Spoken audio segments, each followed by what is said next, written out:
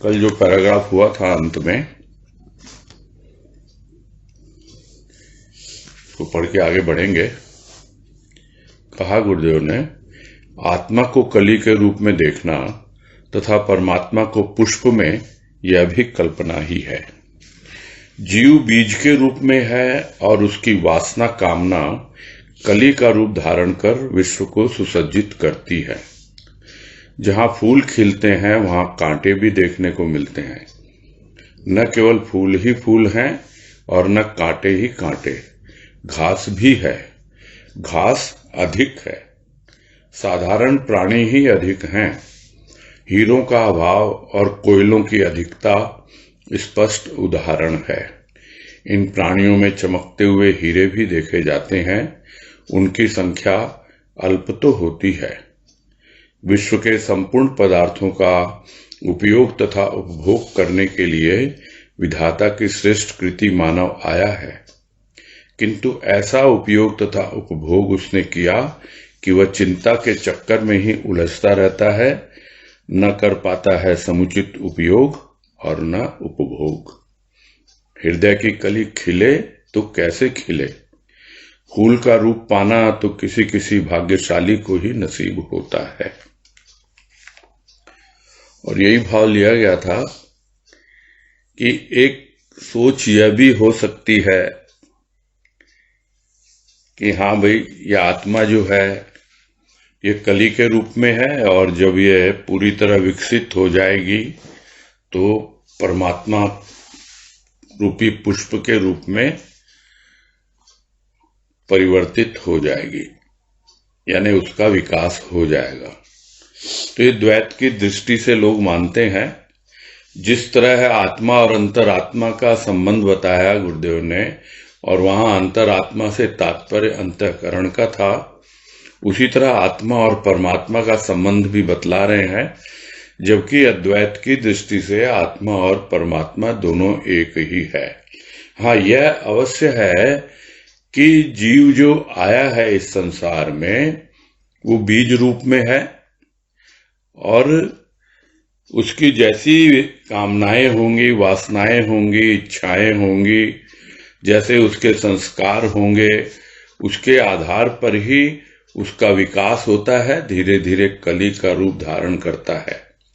और अलग अलग रूपों में वो कली जो है इस पूरे विश्व रूपी उद्यान की शोभा बढ़ाती है, सुसज्जित करती है। तो यह भी देखने को मिलता है कि एक और इस विश्व रूपी उद्यान में फूल खिल रहे हैं और दूसरी ओर कांटे भी हैं।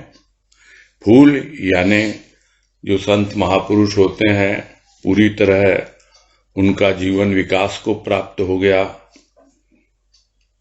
दूसरी ओर कांटे हैं जो हमेशा तमोगुणी भाव में जीते रहते हैं, वैसे ही विचार रखते हैं और हर जगह समस्या ही पैदा करते हैं। तो सब तरह के लोग हैं यहाँ पर इस विश्व रूपी उद्यान में। तो कोई समझे कि केवल फूल ही फूल होंगे, वैसा भी नहीं है, और कोई समझे कि कांटे ही कांटे होंगे, वैसा भी नहीं है। घास अधिक है। जिस तरह हम देखते हैं किसी भी गार्डन में घास बहुत ज्यादा होती है, फूल, पौधे, कलियां ये तो कम ही होते हैं, घास ज्यादा होती है। और उसी को गुरुदेव उदाहरण से समझा रहे हैं कि साधारण प्राणी है ये, जो ज्यादातर दिखलाई देते हैं घास की तरह हैं। इनका कोई विशेष महत्व नहीं होता, कोई अस्तित्व नहीं होता। फिर दूसरा उदाहरण देके समझाया कि कोयले की खान में ही हीरा होता है और कोयले ही कोयले ज्यादा दिखाई देते हैं, हीरा तो कोई इसमें एक आध होता है। तो यह जो इतने प्राणी इस संसार में विचरण कर रहे हैं, उनमें गिने चुने ही होते हैं जो हीरे के रूप में चमकते हुए दिखलाई देते हैं। बहुत कम होती है इनकी संख्या। करना क्या था कि विधाता की श्रेष्ठ कृति है मानव, कली के रूप में आया है, अपनी कामनाओं वासनाओं को समझे, उन्हें सही दिशा दे, नियंत्रित करे और जो भी विश्व के संपूर्ण पदार्थ है उनका उपयोग और उपभोग सही ढंग से करे, क्योंकि विधाता की श्रेष्ठ कृति है मानव, और उसको भेजा है विधाता ने। जो कुछ भी प्रकृति के रूप में प्रदान किया है अज्ञात प्रदाता ने, उसका उपयोग कर, तू उसका उपभोग कर, किंतु तरीके से कर, सोच समझ कर कर। किंतु उसने किया कैसा उपयोग है उपभोग, कि बस चिंता के चक्कर में पड़ गया। उसका लोभ मोह और न जाने कितने तरीकों से वो पैसे के लोभ में लग जाता है, परिवार के संबंधियों से मोह करने लग जाता है और उन्हीं के चक्कर में दिन रात चिंतित बना रहता है। तो जो कुछ भी दिया है परमात्मा ने, उनका न तो उचित रूप से उपयोग कर पाता है और न ही उपभोग कर पाता है, यानी न तो काम में ले पाता है और न ही जो कुछ भी भीतर उसको भेजना चाहिए, चाहे वो स्थूल रूप में हो, खाने पीने की वस्तुएं हों, या कुछ ऐसे विचार हों जो वो कानों से सुनता है या आंखों से देखकर पढ़ता है, उसके पीछे जो छिपे हुए विचार हैं, जो भाव हैं, उनको अंदर प्रवेश करने के लिए दे, तब उनका वो उपभोग करेगा, वो सूक्ष्म रूप में उपभोग होगा। किंतु वो करता कहाँ है, चिंता के चक्कर में ही उलझा हुआ है। तो ऐसी अवस्था में हृदय की कली खिले तो आखिर कैसे खिले। और फूल की बात करें कि फूल का रूप पाना, तो गुरुदेव कहते हैं कि किसी किसी को ही होता और बड़ा भाग्यशाली होता है, वो किसी भाग्यशाली को ही नसीब होता है। आज कह रहे हैं कलियां चली मुरझाती हुई, विधाता का क्या दोष, खिले तो तब ना जब चिंता की अग्नि से मुक्त हो। ये कलियां कल बीज के रूप में थीं और आज कलियों के रूप में। ये खिलकर पुष्प भी बन सकती हैं, मुरझा भी सकती हैं। माली को गाली देना, दोषी ठहराना अनुचित है।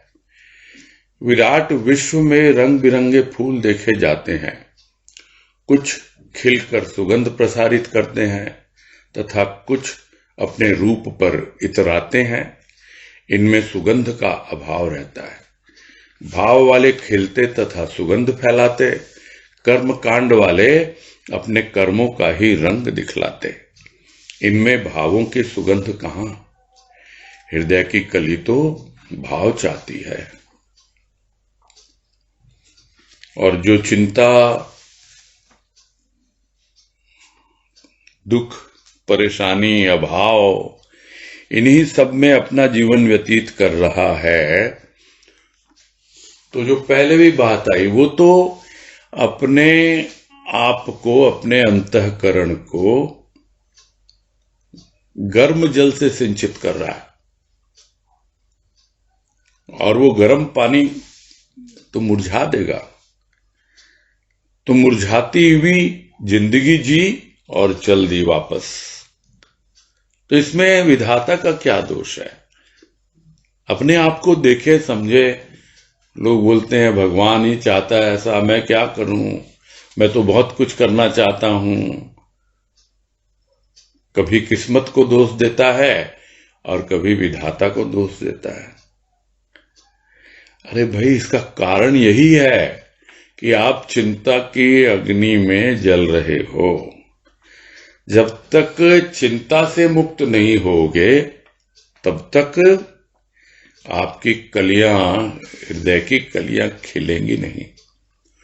और इस चिंता को लेकर लगभग प्रत्येक लेख में गुरुदेव समझाते हैं हम लोगों को कि भाई देख, छोटी छोटी बातों की चिंता और बड़ी बातों की चिंता, लोग कहते हैं उनकी भी तो चिंता करनी ही होती है। फिर वो बात याद आ जाती है जो किसी ने प्रश्न किया था कि कोई विशेष अवसर होता है, कोई आयोजन होता है, तो भाई चिंता तो रहती है ना, अच्छी तरह से संपन्न हो जाए। किंतु जिसे अपने इष्ट पर विश्वास है वो चिंता नहीं करता। हाँ, वो जागरूक अवश्य रहता है कि कहीं कोई कमी न रह जाए, मेहमानों का स्वागत अच्छी तरह से हो, जो कुछ भी जिस ढंग से भी उसकी प्लानिंग की गई है उसी ढंग से बातें आगे बढ़ें। और यदि किसी कारणवश थोड़ा कम ज्यादा भी हो तो उससे वो विचलित नहीं होता, परेशान नहीं होता, कोई न कोई और तौर तरीके निकालकर वो अपना मानसिक संतुलन बना के रखता है। नहीं तो बस चिंतित रहोगे तो और काम बिगड़ेगा ही बिगड़ेगा। ये तो एक घटना का वर्णन है। मनुष्य तो पूरा जीवन ऐसे ही बिता रहा है, समझ ही नहीं पाता कि उसके जीवन में क्या घटित हो रहा है। एक छोटी सी घटना भी उसको कुछ सिखा नहीं पाती है। तो यही कह रहे हैं गुरुदेव यहां पर, चिंता की अग्नि से मुक्त होगा तभी तो खिलेंगी ना कलियां। और ये कलियां थी बीज के रूप में, थोड़ा थोड़ा विकास तो हुआ है ना, कुछ तो आगे बढ़े हैं ना। तो फिर आज यदि कलियों के रूप में है तो हमारा तो लक्ष्य होना चाहिए कि खिलकर पुष्प बने। तो बन भी सकती हैं, संभावनाएं सबके भीतर छिपी हुई हैं। प्रत्येक कली के भीतर पुष्प बनने की संभावना है। यही कह रहे हैं, खिलकर पुष्प बन सकती हैं। और हां, यदि ध्यान न दे तो मुरझा भी सकती हैं। और जब मुरझा जाती हैं तो फिर माली को गाली देती हैं कि कैसे हो तुम बगिया के माली, इस गुलशन के माली, मेरा ध्यान ही नहीं रखा तुमने। वो कितना ध्यान रखेगा, जहां जहां आवश्यक है करता रहता है, किंतु फिर भी हम अभाव से ही ग्रसित रहते हैं, चिंता का ही चिंतन करते रहते हैं। जबकि चिंतन में भाव होना चाहिए और चिंता तो होनी ही नहीं चाहिए। तो चाहिए तो बहुत कुछ, किंतु करता क्या है, दोषी ठहराता है। पहले तो दूसरों को दोषी ठहराता है, अपने आसपास जिसे देखता है कि ये हमसे कमजोर है, अरे तू नहीं करने देता, ये बाधक है, ये बच्चे ऐसे हैं, ये मुझे सत्संग में जाने ही नहीं देते, अरे ये पति ऐसा है, ये तो ऐसे कह रहा है, ये पत्नी ऐसी है। अरे दूसरों को क्या दोष दे रहे हो, अपने आप को देखो, समझो कि किस प्रकार से फिर अगर नहीं संभलते सब तो अरे भगवान मुझे ऐसा ही जन्म दे दिया तुमने, ऐसे घर में भेज दिया मुझे कि बस यहां तो सब लोग ऐसे हैं, कोई मुझे भगवान की भक्ति करने ही नहीं देता, कोई मेरे हृदय की कली को खिलने ही नहीं देता। भगवान सारा दोष तो तेरा ही तेरा है।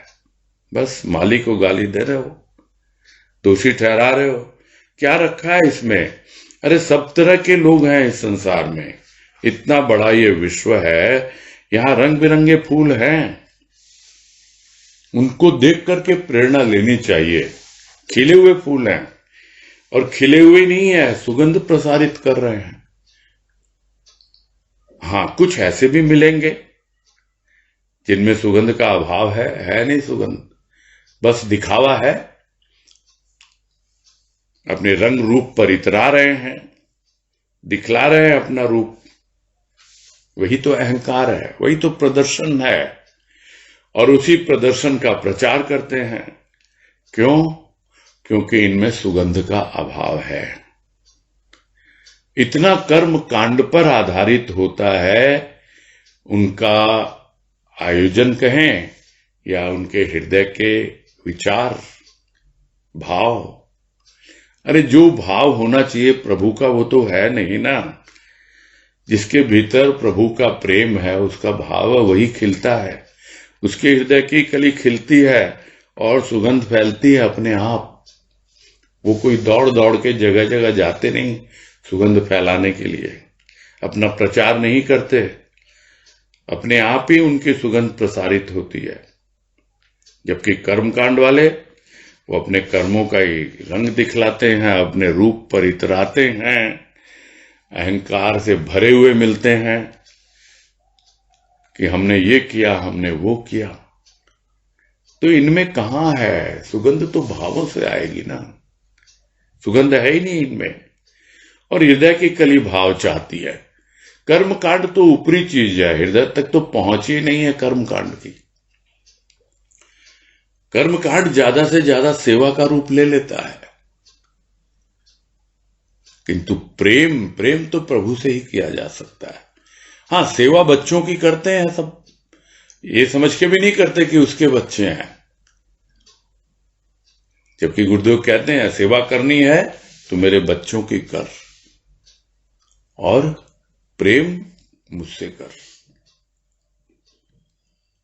जब तक प्रेम नहीं होगा हृदय में, प्रभु के प्रति भाव नहीं होगा, तब तक हृदय की कली खिलती नहीं है। आगे कह रहे हैं, कर्म अपेक्षणीय नहीं। कर्म तो हृदय में हो ही रहा है, भाव का ही अभाव रह जाता है। यह भाव अनेक जन्मों का कारण बन जाता है। कली यूं ही मुरझाती है तथा जीवन की सार्थकता का संबंध उसका नहीं हो पाता। विधाता का विधान सबके लिए समान, किंतु जीवन ससम्मान कहां बीता। अपमान किया प्रकृति का, प्रकृति के प्रभु का। न खिलना या सुगंध न फैलाना अपमान ही है। मनुष्य जरा शांत होकर सोचे कि तेरा जीवन किस प्रकार व्यतीत हो रहा है। अर्थ की चिंता ने जीवन का अर्थ ही भुला दिया।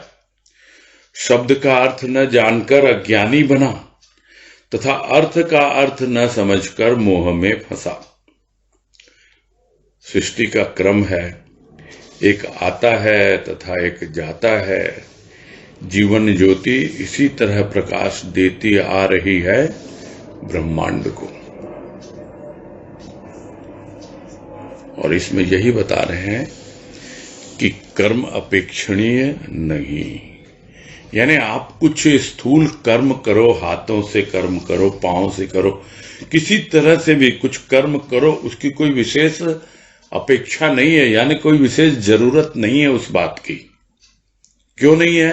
क्योंकि कर्म तो भीतर हो ही रहा है हृदय में।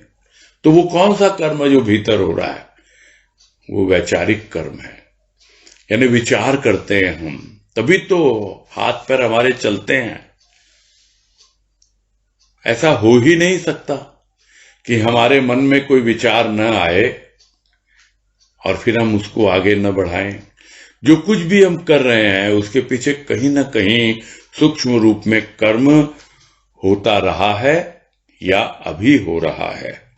या तो हम अपने पुराने अनुभवों पर आधारित बस कर्म किए जाते हैं यंत्रवत, और या उस वक्त अभी के विचार के अनुसार जो हमें अनुभव मिल रहे हैं उसके आधार पर हम कर्म किए जा रहे हैं। तो यह जो सूक्ष्म कर्म है ये तो भीतर चल ही रहे हैं। तो अभाव किसका है? अभाव तो भाव का है। कर्म हो रहा है और समझ नहीं पाता प्राणी। वो तो यही समझता है मैं बाहर से कर्म कर रहा हूं। यदि भीतर भाव हो तो बाहर भी जो कर्म होगा अपने आप भीतर का भाव उन कर्मों में भी प्रकट होगा, अपने आप दिखलाई पड़ता है। एक व्यक्ति भजन गा रहा है, कर्म है ये। किससे गा रहा है? मुंह से गा रहा है, गले से गा रहा है। तो जो गा रहा है वो एक कर्म है, किंतु यदि हृदय में भाव हो तो वो भजन का रूप ही बदल जाता है। अनुभव में आता है, सुनने वाले को अनुभव में आता है कि कितना भावपूर्ण ढंग से गाया जा रहा है। वो भाव भीतर चाहिए। किंतु जो व्यक्ति अपने हृदय में बस उस भजन के उतार चढ़ाव पर या संगीत के बारे में ही या खूब अच्छे से गाया जाए उसके ऊपर ही, या साथ में कुछ बाजा बजा रहा है उसी पे ही ध्यान रहे, तो फिर वो एक ऊपरी क्रिया बन के रह जाती है। वैसा कर्म अपेक्षणीय नहीं है।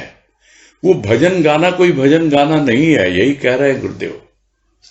यही समझना है हमको। तो कर्म तो होते ही रहते हैं, भाव का अभाव रह जाता है, और यह जो अभाव है वो अनेक जन्मों का कारण बनता है, क्योंकि अभाव तो लेके आता ही है प्राणी।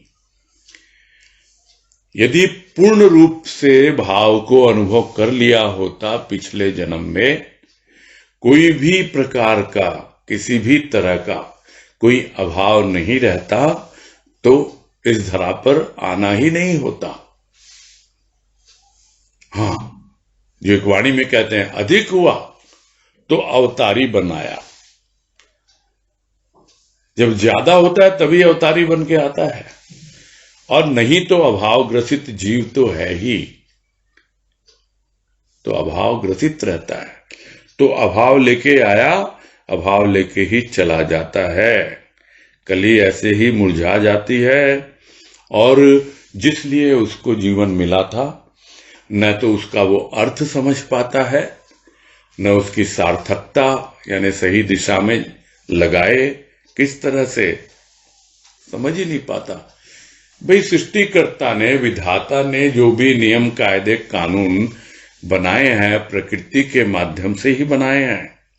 वो तो सबके लिए बराबर है। वैसे ही सूरज उगता है, सबके लिए उगता है। वैसे ही वायु चलती है, सबके लिए चलती है। वैसे ही रात होती है, चंद्रमा आता है। किसी से ऐसा नहीं कह सकता कोई भी कि मुझ पर तो सूर्य का प्रकाश कम है और इस पर ज्यादा है। तो विधाता की दृष्टि, उसका जो विधान, वो तो सबके लिए समान है। किंतु जरा सोचे प्राणी, क्या सम्मान के साथ, इज्जत के साथ वो अपना जीवन बिता रहा है? ये जो बार बार बातें आती हैं, अपना मूल्यांकन करो। अपना मूल्यांकन करना क्या है? हम चाहते दूसरे हमारी इज्जत करें, हमें सम्मान दें, किंतु वो हमारा अहंकार बढ़ाता है। किंतु जब हम अपना मूल्यांकन करना सीखते हैं और अपना सम्मान करना, अपनी इज्जत करना खुद सीखते हैं, तब हमारा आंतरिक विकास होता है। तब हमें मालूम पड़ता है कि हाँ, हम अपने जीवन का सम्मान कर रहे हैं, और वो जीवन जो हमको दिया है सदगुरु ने, एक नवजीवन दिया है, और अब हम जीना सीखे हैं। हमें अब जीवन का सम्मान करना आ गया, और नहीं तो ससम्मान कहाँ बीतता है जीवन प्राणी का। तो फिर किया क्या उसने? अपमान किया। स्वाभाविक है, सम्मान नहीं करेगा तो अपमान करेगा। किसका? प्रकृति का किया। प्रकृति का ही नहीं किया, प्रकृति के प्रभु का किया। यानी जो प्रकृति का संचालन करने वाला वो पुरुष, वो प्रभु, उसका भी अपमान किया। तो डायरेक्टली इनडायरेक्टली है सब चीजें रिलेटेड आपस में। और यही कह रहे हैं कि न खिलना या सुगंध न फैलाना अपमान ही है। यानी जो कुछ तुमको दे के भेजा था, उसको बढ़ाना तो दूर, विकास को प्राप्त होना तो दूर, तुम तो विनाश की ओर जा रहे हो। तो जिसको खिल के सुगंध फैलाना था, वो क्या कर रहा है? वैसा कुछ कर ही नहीं रहा। तो न फैलाना वो अपमान ही कहलाएगा, इससे ज्यादा कुछ नहीं कहलाएगा। भाई सोचो जरा, किस तरह से जीवन व्यतीत हो रहा है। एक और तो रुपये पैसे की चिंता है, तो जो अर्थ की चिंता है, सबसे पहले तो उसने ही जीवन का अर्थ भुला दिया। यानी उसका पूरा का पूरा जीवन उस अर्थ के पीछे ही व्यर्थ घूम रहा है, चक्कर काट रहा है। सुबह से शाम तक हाय पैसा, हाय पैसा, बस उसी के इर्द गिर्द पूरा जीवन व्यतीत हो रहा है। तो अर्थ का अर्थ जब तक नहीं समझता, तब तक जीवन का अर्थ क्या समझेगा कि मिला किस लिए है ये पैसा, धन दौलत किस लिए कमाई है भाई? शांत होने के लिए ना। अरे हो जाएंगे शांत, अभी तो पूरा समय है, अभी तो कमाने का टाइम है। बुढ़ापा आएगा तो देख लेंगे। तो बुढ़ापा आएगा तो क्या देख लेंगे? शरीर में इतनी व्याधि लग गई, और जब भीतर में तरी थी, जवानी थी, उस वक्त तो कुछ किया नहीं, और अब शरीर ही नहीं, मन भी बूढ़ा हो जाता है प्राणी का, पूरी तरह थक जाता है, और सारे जीवन भर तो दुनिया को गाली ही दी, सृष्टिकर्ता को और सृष्टि को। उसके अलावा किया क्या? खिलना था, खिला नहीं, और अर्थ ही भुला दिया जीवन जीने का। क्या अर्थ होता है? ये पैसे का चक्कर ऐसा ही होता है। कितनी बार ये सब बातें गुरुदेव समझाते रहे हैं। हर एक लेख में किसी न किसी रूप में कम ज्यादा ये दो चीजें, चिंता और अर्थ का अनर्थ, ये बातें हमेशा ही आती रहती हैं। फिर शब्द का अर्थ नहीं जाना तो अज्ञानी बन गया। ठीक है, शाब्दिक अर्थ जानना, यानी एक शब्द जो लिखित में है वो तो वर्णमाला के अक्षर हैं, सीख सकता है प्राणी, किंतु वो जो शब्द जो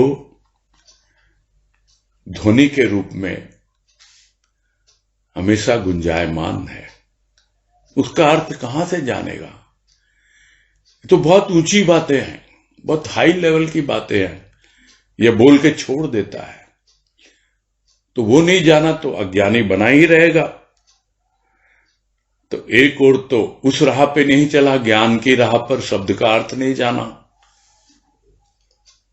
कहने को कहता है ओंकार, तो ओंकार है क्या? इसका महत्व तो क्या है? ये एक शब्द मात्र नहीं है, इसके पीछे ध्वनि छिपी हुई है, और उस ध्वनि का क्या रूप बनता है, यह सब गुरुदेव ने चिंतन मनन ध्वनि लेख में हमको समझाया है, हम लोगों को। अब वो नहीं जानेगा तो फिर अज्ञानी ही बना रहेगा।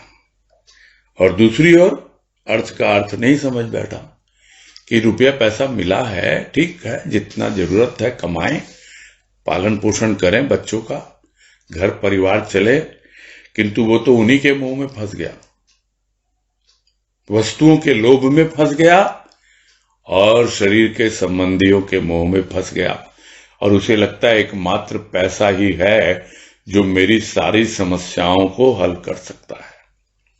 बस उसी के पीछे दौड़ रहा है, क्योंकि सारी दुनिया उसी में दौड़ रही है। तो बोला पीछे न दौड़ूं तो पीछे न रह जाऊं। दौड़ो भाई, क्यों पीछे रहोगे? किंतु कली नहीं खिलेगी, क्योंकि तुमने अर्थ का अर्थ नहीं समझा, अभी भी फंसे हुए हो मोह में, लोभ में। तो ऐसा ही है सृष्टि का क्रम, चलती रहती है सृष्टि। तो सृष्टिकर्ता को क्या फर्क पड़ता है? उसने तो दिया अवसर, मौका दिया, किंतु आपने उसका सदुपयोग नहीं किया, आपने अपने जीवन को ससम्मान नहीं जिया।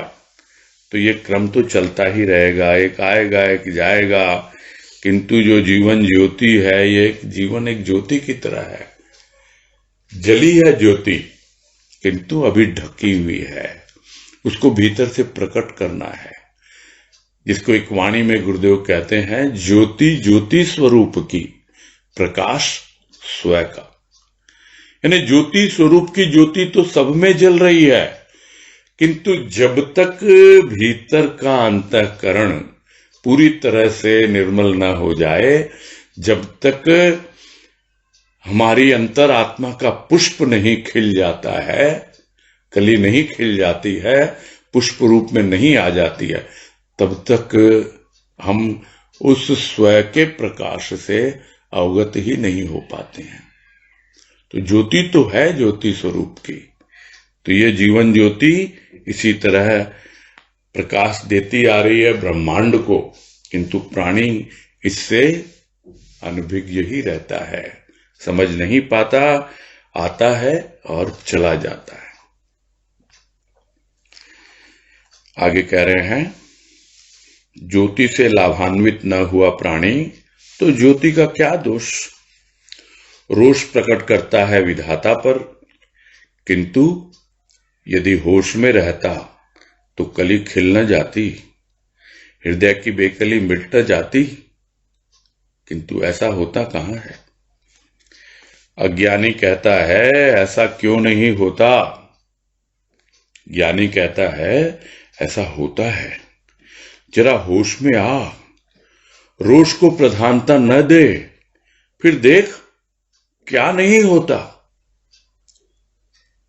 यदि ऐसा न होता तो यह संसार ही निरर्थक सिद्ध होता। निरर्थकता संसार की नहीं, नासमझ इसे निरर्थक समझ बैठता है। माया धोखा कहते कहते महाज्ञानी भी चल बसे, किंतु विश्व को माया तथा धोखा समझना भी माया जाल है, धोखा है। बच्चे को खिलौने से वंचित करने वाली मां भी ऐसा ही कहती है, देख बच्चे, यह खिलौना अच्छा नहीं, गंदा है, मैं तुझे इससे बहुत बढ़िया खिलौना दूंगी, इसे छोड़। असमर्थता, विवशता, अर्थहीनता उस माता से ऐसा कहलवाती है। मुक्ति और स्वर्ग की बातों का प्रलोभन देते हुए ये महापुरुष महाज्ञानी भी इस धराधाम से विलीन हो गए, किंतु विश्व तो खिलौना है विनोदियों के लिए, माया धोखा नहीं। खेलो और खूब खेलो इस विश्व को खिलौना समझते हुए, माया धोखा के चक्कर में न पड़ो। विधाता ने तुम्हारे लिए यह कैसा सुंदर खिलौना बनाया है, किंतु खेलते खेलते अपने को न भूलो, अपने घर को न भूलो, प्रभु को न भूलो, निरर्थक विचारों के झूले में न झूलो, किसी की बात सुन अभिमान में न भूलो। तुम्हें खेलना है, खेल का खेल देखना है। जब जीवन संध्या आएगी तो माता स्वयं तुम्हें बुलाएगी। जिसे साधारण जन मृत्यु कहकर तुम्हें भयभीत करते हैं, तुम अभय की संतान हो, तुम्हारे लिए त्रिलोक में भय नहीं।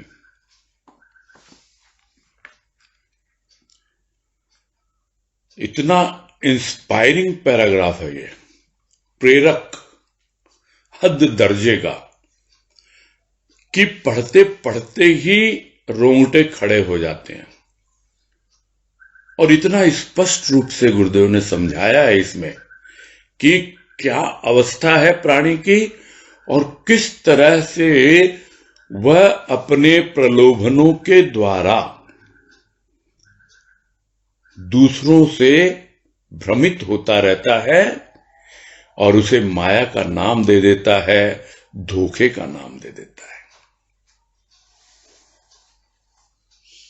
तो ज्योति तो है, जीवन ज्योति मिली है, ज्योति स्वरूप जो परमात्मा है उसने दी है जीवन ज्योति, किंतु उससे कोई लाभ नहीं उठा पाता प्राणी। तो इसमें ज्योति का कोई दोष नहीं है। क्या दोष है? किंतु उसको संतोष नहीं है।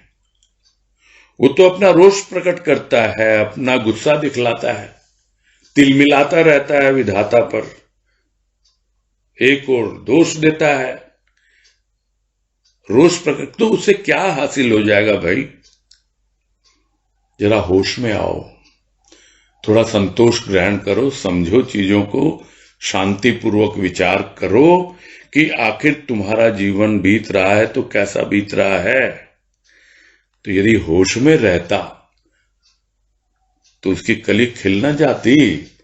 होश में नहीं रहता है, बस दोष देगा सबसे पहले तो लोगों को, जो बात पहले भी आई, फिर अपने भाग्य को, फिर भाग्य विधाता को, और अपने आप को देखता नहीं, समझता नहीं कि कितना भीतर में रोष भरा हुआ है, कितना, एक ओर चिंता की आग, दूसरी ओर क्रोध की आग, चारों तरफ इसी में झुलस रहा है।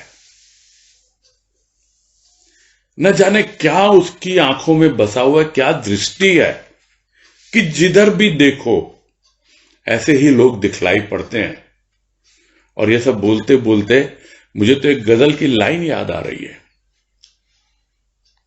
और क्या है वो, बहुत रिलीवेंट है, उससे संबंधित है जो बात अभी चल रही है, कि सीने में जलन, आंख में तूफान सा क्यों है।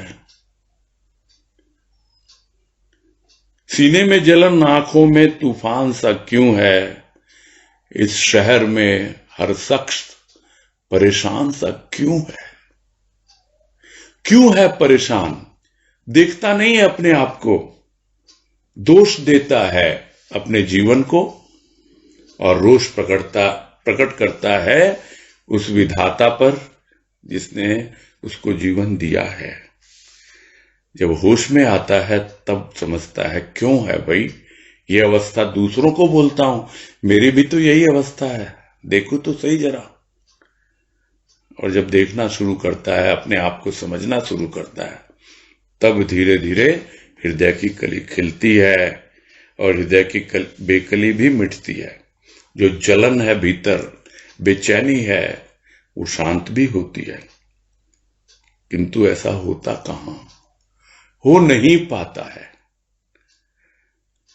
तो बस प्रश्न करके छोड़ दो आप तो अज्ञानी तो कह देगा भाई ऐसा क्यों नहीं होता।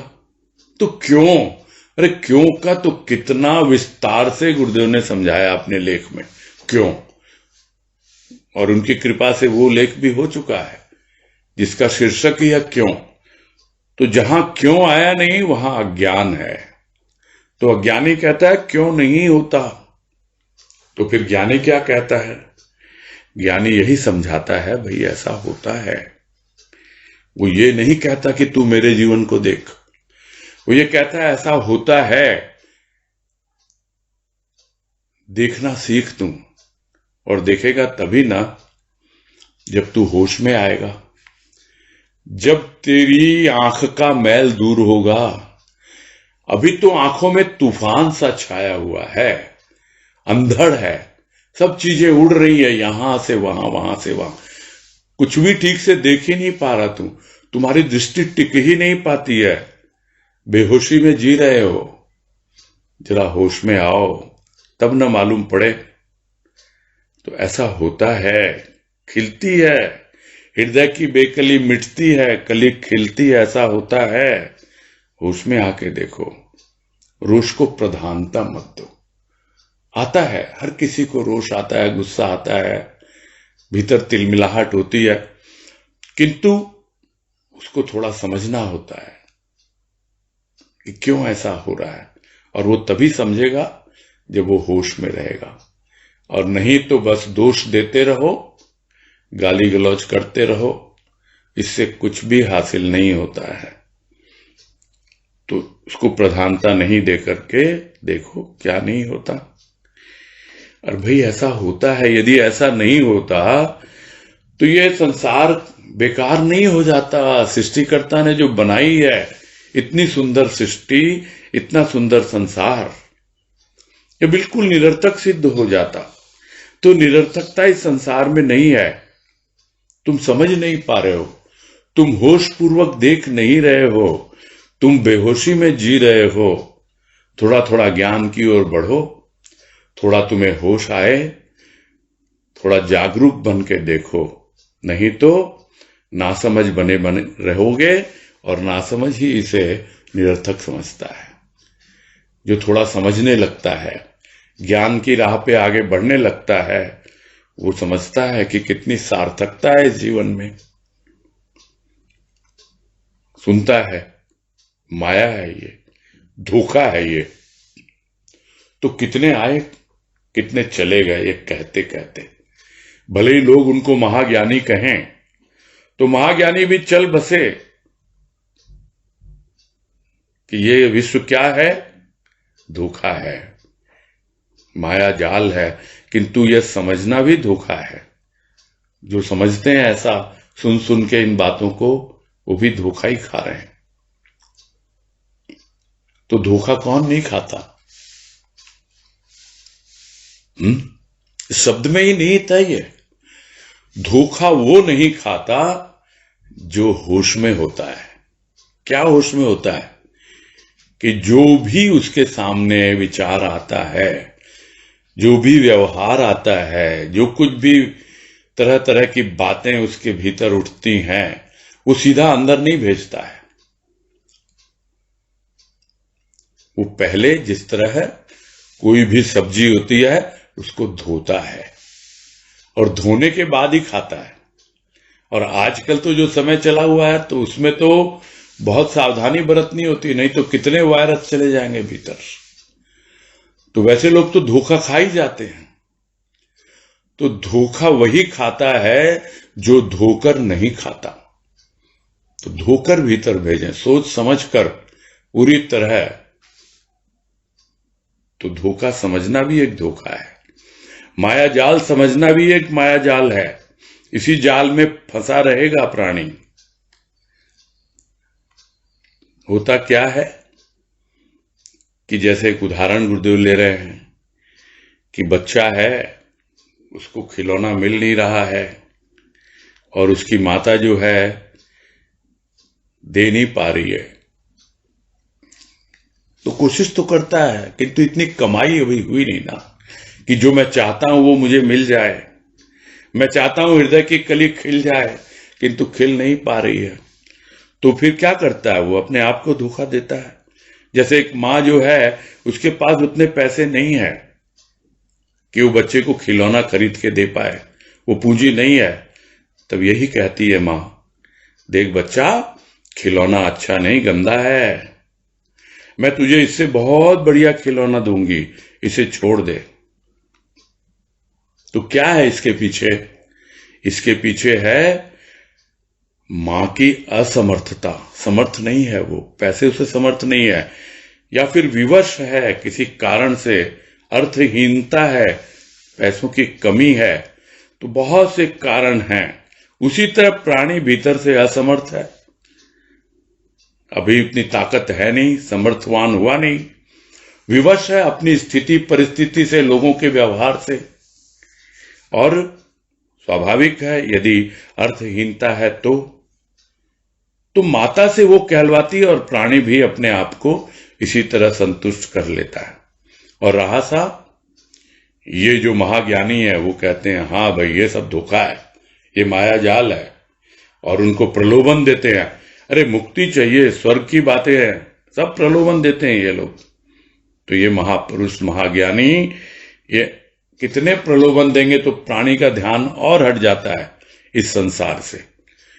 एक तो ऐसे ही उसकी तृष्णा दूर नहीं होती, और फिर उसके भीतर में ये सब बातें सुन सुन के, मुक्ति की बातें, स्वर्ग की बातें, ये सब प्रलोभन लेकर के पूरे संसार के प्रति एक वितृष्णा पैदा हो जाती है, यानी घृणा का रूप ग्रहण करने लगती है।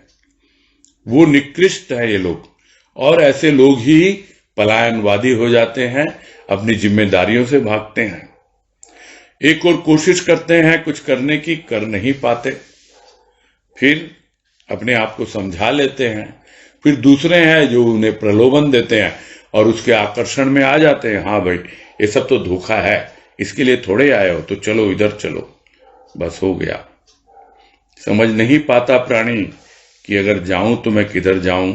ये जितने महापुरुष है, महाज्ञानी अपने आप को कहते रहे, वो भी धराधाम से विलीन हो गए तरह तरह के प्रलोभन दे करके। किंतु विश्व है क्या? वो तो वैसा का वैसा आज भी, वो तो एक खिलौना है। किसके लिए है?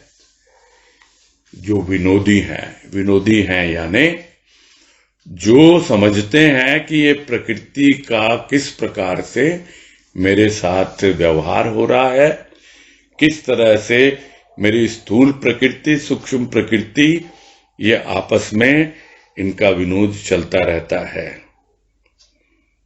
तो उनके लिए यह विश्व जो है खिलौने के रूप में है, खेलने के लिए है, और माया धोखा नहीं है।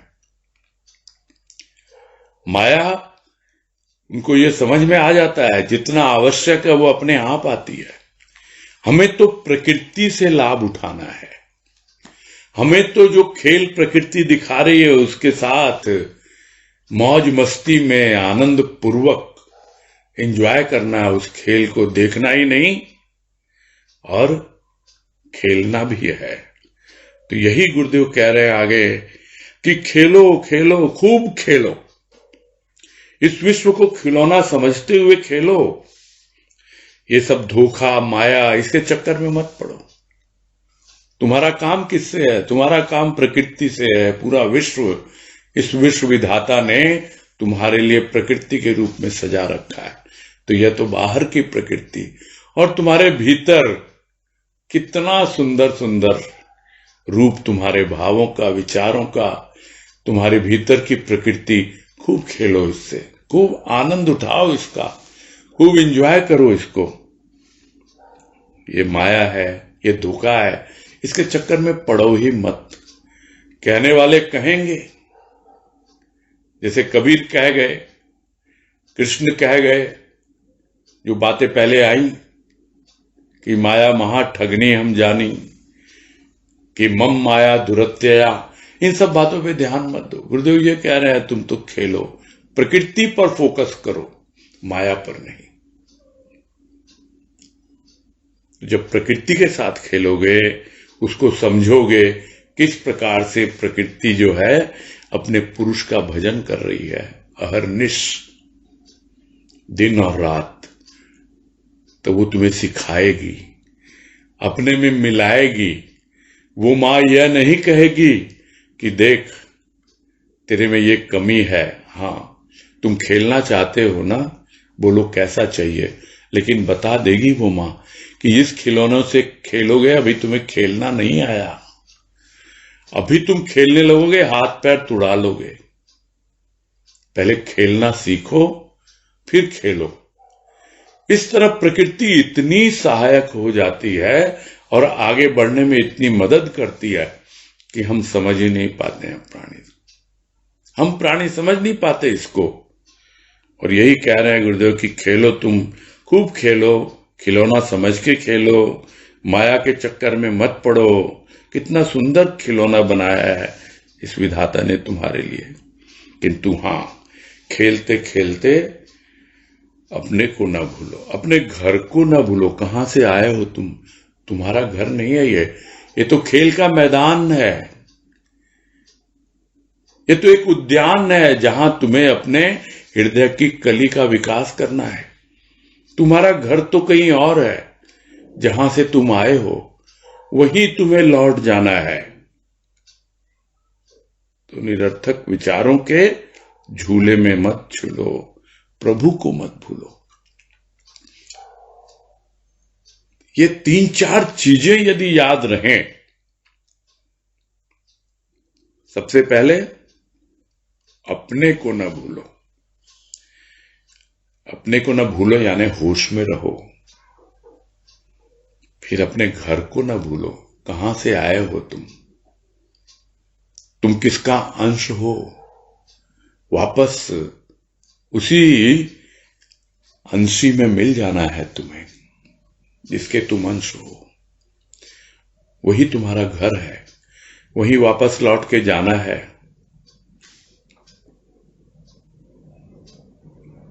फिर प्रभु को न भूलो। स्वाभाविक है प्रभु को बिल्कुल नहीं भूलना, नहीं तो क्या खेलेगा कोई। और निरर्थक विचारों के झूले में न झूलो, न जाने कितने निरर्थक विचार आएंगे, फिर ये माया अपना रूप दिखलाएगी, फिर तुम धोखा खाने के फेर में पड़ जाओगे। खूब सावधानी पूर्वक ये जितने निरर्थक विचार हैं वो ऐसे ही आएंगे और चले जाएंगे।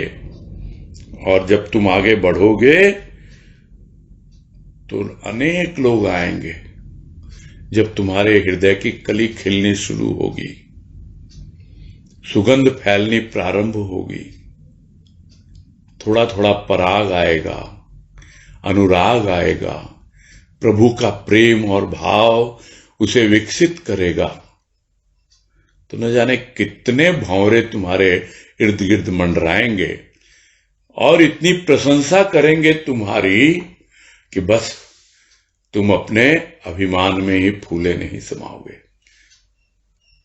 अभिमान में नहीं फूलना है तुम्हें, तुम्हें तो फूल बनना है, कली से फूल बनना है। और यदि अभिमान आ गया तो फिर से मुरझा जाएगी ये कली। तो इन सब बातों का जब ध्यान रखेगा प्राणी, तो फिर जीवन एक खेल है, खेलते रहो। खेलना है और खेल का खेल देखना है, दोनों काम करने हैं। खेल लो, जितनी देर तुम्हारी क्षमता है खेलो, फिर लगे ने अब तो शांति से बैठ रहा है तो बैठ जाओ। दर्शक दीर्घा में बैठ के और लोग जो खेल रहे हैं उसको देखो, खेल का आनंद उठाओ, अपने भीतर देखो कि क्या खेल चल रहे हैं तुम्हारी वृत्तियों के। सब कुछ चलता रहता है, खेलना है और खेल का खेल देखना है कि ये खेल क्या है जीवन का। और जब जीवन की संध्या आएगी, यानी जब बुलावा आएगा पिता का, परम पिता परमात्मा का, तो वो भेजेगा तुम्हारी माता को, जिसे साधारण जन मृत्यु कहते हैं, किंतु तुम्हें तो पता है वो तुम्हारी माता है। स्वयं तुम्हें बुलाएगी, चल भाई मैं आई हूं तुम्हें लेने के लिए, तेरे परम पिता ने भेजा है मुझे। क्यों? क्योंकि तुम उसी की संतान हो। एकमात्र वही अभय पद है और वो अभय उसकी तुम संतान हो। साधारण प्राणी तो मुझको समझ ही नहीं पाते, मुझ मां को समझ ही नहीं पाते, मुझे मृत्यु कहकर भयभीत होते रहते हैं और दूसरों को भी भयभीत करते रहते हैं। अरे मैं तो तुम्हारी मां हूं, आई हूं तुम्हें लेने, बस तुम अभय की संतान हो। अब भय किस बात का? तुम्हारे लिए किसी लोक में भी भय नहीं है, त्रिलोक में भय नहीं, क्योंकि साधारण रूप में 3 लोक बताए गए हैं। एक ये पृथ्वी लोक जिसमें हम वास कर रहे हैं, एक पाताल लोक और एक आकाश लोक। ये 3 लोक साधारण रूप में बताए गए हैं। कहीं पर भी भय नहीं है तुम्हारे लिए, जहां कहीं भी होगे उसी की गोद में होगे और परम पिता परमात्मा से तुम्हारा मिलन हो चुका होगा। बस यही पूरा करते हैं।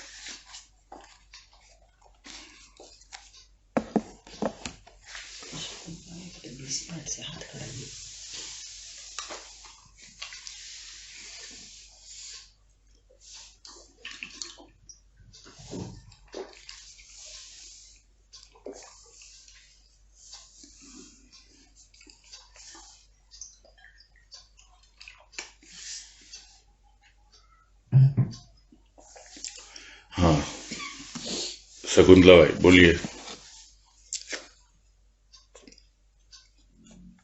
हरिओम भैया। हाँ हरिओम बोलिए।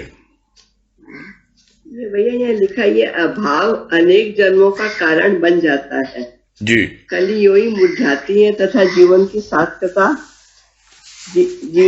सार्थकता का संबंध उसका नहीं हो पाता। ये अभाव अनेक जन्मों का कारण रहता है। भैया पिछले जन्म के भी कारण से हमारे अभाव आते हैं मन में। पिछले जन्म में अभाव थे, इसीलिए यह जन्म लेना पड़ा, ये तो बात हुई थी ना। हाँ हाँ हाँ, यदि पूरी तरह भावपूर्ण हो गए होते, उस भाव के द्वारा यदि हम स्वभाव तक पहुंच गए होते, तो हमेशा के लिए अभाव विदा हो जाता, तब भाव ही हमारा स्वभाव हो जाता और फिर से जन्म लेने की जरूरत ही नहीं होती, क्योंकि स्वभाव में ही अभय होता है प्राणी। जो वाणी करते रहते हैं ना हम लोग, अभाव से भय, भाव से भव, स्वभाव से अभय। हाँ भैया, वाणी पढ़ रहा हूं मैं, वो याद करिए फिर से उस वाणी को, कि अभाव के कारण ही भय आता है। जो अंत में कहा ना, अभय होना है तुमको, तो अभय हो तुम, स्वभाव से अभय हो। तो भय रहेगा ही नहीं, क्योंकि अभाव है ही नहीं अब जी। अभाव लेके गए थे, हाँ जी, अभाव रहेगा तो भय रहेगा, भय रहेगा और फिर से आना पड़ेगा। जब डर डर के जाओगे ना, जब आएगी माँ तुम्हारी, मौत की माँ, मौत रूपी माँ, वो अंत में कहा ना, तब भयभीत रहते हैं दुनिया वाले, किंतु तुम भयभीत नहीं हो, क्योंकि तुम्हें मालूम है तुम तो अभय की संतान हो। तुम तो उस अवस्था को अनुभव कर चुके हो, पूरी तरह भावपूर्ण जीवन व्यतीत करके, खेल खेल के अपनी कली को खिलाया है तुमने। इसलिए है ही नहीं अभाव की जगह। फिर भी अगर अभाव रह गया तो फिर आना पड़ेगा, ये स्वाभाविक है। जी हाँ, अभाव ही बार बार आवागमन का कारण बनता है, इसमें कोई संदेह नहीं होना चाहिए किसी को भी। एक भैया आपने जो बताया था प्राकृतिक भजन क्या होता है? जैसे प्राकृतिक भजन पूरा लेख हो गया गुरुदेव का, होता क्या? लेकिन थोड़ा सा मुझे फिर से सुन लेना आप, वो आप उसमें सुन लेना। हाँ जी, प्रकृति भज रही है अपने प्रिय को, सुबह शाम एकदम उसके साथ जुड़ जाओ। हाँ जी, हरिओम। हाँ, हरिओम हरिओम। हाँ, अजय बंसल।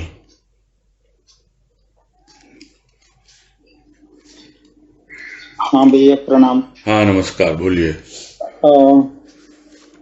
कि कहाँ तक सही है मुझे पता नहीं, कि जब बुद्ध को मतलब ये खबर दी गई कि उनको लड़का हुआ है, तो उन्होंने कहा ऐसा कुछ कि one more link in the chain of pain, मतलब कि एक और कड़ी इस दुख की सांकल में जुड़ गई।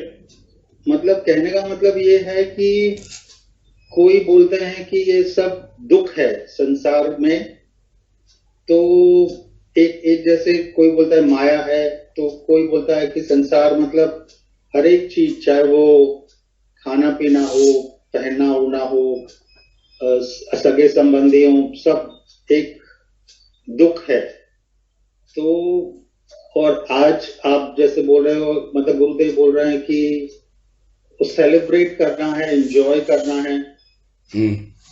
तो ये मतलब थोड़ा सा समझना था कि कहाँ क्या भूल हो रही है समझने में। देखिए, आपने बुद्ध की बात छेड़ी ना, तो बुद्ध की जो भी एक क्या कहे, उसका जो भी सिद्धांत जैसा मुझे समझ में आया है, वो बेसिकली बेस्ड है तृष्णा पर। तृष्णा, और तृष्णा जो है वो 3 प्रकार की होती है, वो भी बताया गया है उसमें। वो जो तृष्णा है, एक है सुतेष्णा। सुतेष्णा यानी सुत, यानी बच्चों की जो तृष्णा होती है, मन में कमी होती है, अभाव। तृष्णा क्या है? अभाव है। एक सुतेष्णा है, दूसरी लोकेष्णा है, यानी लोगों में मेरा नाम हो, मेरा खूब परिचय मिले लोगों को, लोगों में मान बढ़ाई मिले, ये लोकेष्णा होती है। फिर तीसरी जो होती है वित्तेष्णा होती है, यानी वित्त के प्रति, रुपए पैसे के प्रति जो तृष्णा होती है, वो वित्तेष्णा कहलाती है। तो बुद्ध का सिद्धांत इसी पे है, और वो सुत के साथ जुड़ा हुआ है। इसलिए जब वो उनके पुत्र हुआ राहुल, तो ऐसा उन्होंने कहा होगा। हो सकता है गलत क्या है इसमें, क्योंकि उनको लगता है, क्योंकि पूरी तरह से वो उस वक्त तृष्णा मुक्त नहीं हुए थे, इसलिए कहा उन्होंने। गुरुदेव जो भी अपना अनुभव लिख रहे हैं यहां पर हमको समझा रहे हैं, वो उनके लिए है जिनके जीवन में जरा भी कोई तृष्णा नहीं है, जिनके जीवन में जरा भी किसी प्रकार का अभाव नहीं है। ऐसा नहीं है अभाव नहीं होते हैं, लेकिन उसका फोकस कहाँ है? भाव पर है। आप बोल रहे हैं दुख दुख की बात करते हैं, तो जिसकी बात करोगे वही तो आएगा। एक वाणी भी है गुरुदेव की कि बार बार दुख क्यों आता है, तो कहा कि अति परिचित ही तो आएगा। आप रोज रोज दुख की बात करोगे तो दुख ही आएगा। आप आनंद की बातें करो, सुख की बातें करो, तो वो आएगा। तो सिंपल है ये। तो आजकल की भाषा में लोग बोलते हैं थिंक पॉजिटिव। थिंक पॉजिटिव का मतलब क्या है? आप पॉजिटिव सोचेंगे तभी तो पॉजिटिविटी आएगी।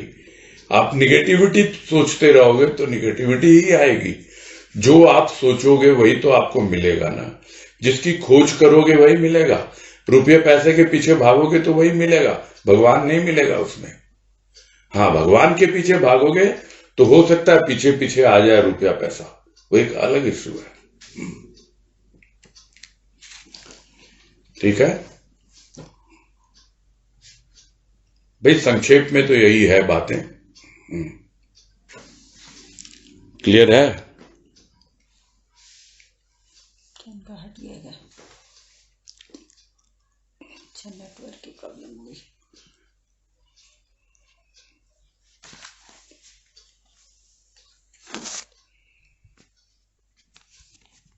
हम्म